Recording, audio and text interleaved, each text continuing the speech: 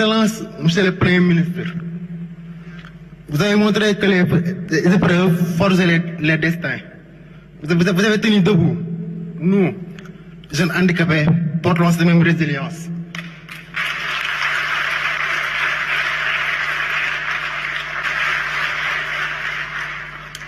Comme le disait Nelson Mandela, cela semble toujours impossible jusqu'à ce qu'on le fasse. Hier, mon baccalauréat était un impossible, mais aujourd'hui, je vous parle.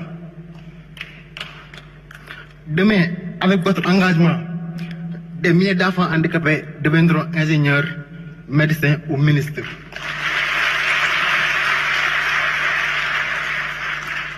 Monsieur le Premier ministre, Mesdames, Messieurs, tout à l'heure, Monsieur le Président de la République est revenu sur un cas particulier, un jeune qui s'est fortement distingué cette année au baccalauréat. Il a obtenu son diplôme avec la mention bien, et ce malgré son handicap qui donc l'oblige à écrire avec ses pieds. Nous poursuivons aujourd'hui l'hommage. Il va parler au nom des élèves et des universitaires. Je veux parler, bien entendu, du premier Sénégalais à avoir reçu la médaille gagnée de la performance. Monsieur Pape Natango Mbaye est avec nous, mesdames, messieurs.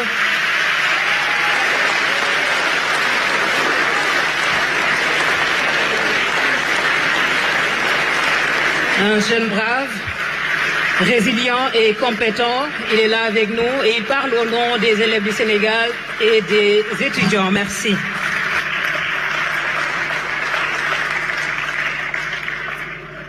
Son Excellence, Monsieur le Premier ministre, Mesdames et Messieurs, je suis Pape Natango Mbaye, jeune Sénégalais handicapé des membres supérieurs, fier bachelier de la CS2. Aujourd'hui, parler devant vous est un symbole. La preuve qu'avec la volonté et le soutien nécessaire, l'handicap ne brise pas les rêves.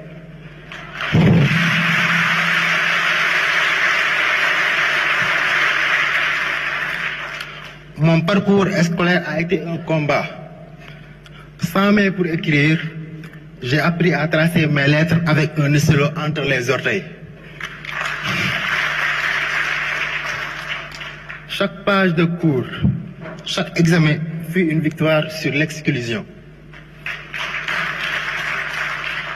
Mais Monsieur le Premier ministre, combien d'enfants n'ont pas cette chance? Combien voient leur avenir scellé par le manque d'écoles adaptées, le manque de table-banc adapté, le manque d'outils pédagogiques adaptés, ou simplement la foi en leur potentiel? L'État doit agir. Notre credo, le Djubal-Djubanti, exige que chaque enfant handicapé ait les mêmes opportunités que les autres.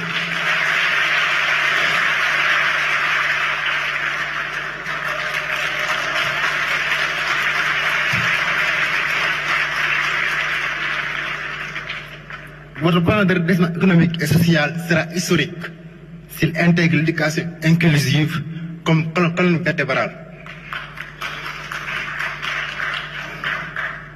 Des écoles accessibles, rampes, classes équipées, des enseignants formés handicapés physiques, des bourses garanties pour éviter les abandons. Investir dans nos capacités, c'est investir dans un Sénégal prospère. Nos différences ne sont pas des freins, mais des forces qui diversifient l'intelligence collective.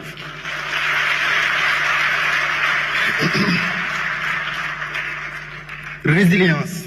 Ce mot résonne en nous. Excellence, Monsieur le Premier ministre, vous avez montré que les épreuves forgent les destins. Vous avez tenu debout. Nous, jeunes handicapés, portons cette même résilience.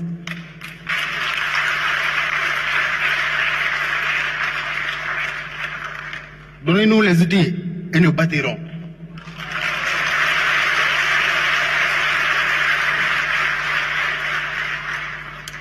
Comme le disait Nelson Mandela, cela semble toujours impossible jusqu'à ce qu'on le fasse. Hier, mon baccalauréat était un impossible, mais aujourd'hui, je vous parle. Demain, avec votre engagement, des milliers d'enfants handicapés deviendront ingénieurs, médecins ou ministres.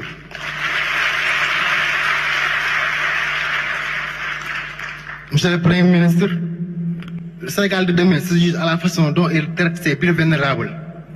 Faisons l'école un droit réel, non un privilège. Je vous tends mon stylo tenu par le pied. Il est temps d'écrire ensemble ces nouvelles pages. Permettez-moi d'abord de remercier mes parents, surtout ma chère mère.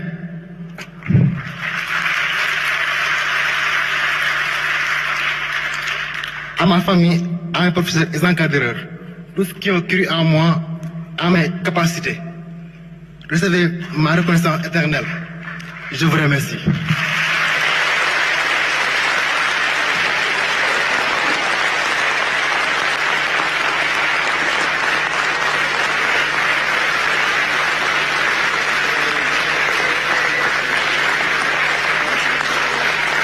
Félicitations à vos parents, à vos professeurs.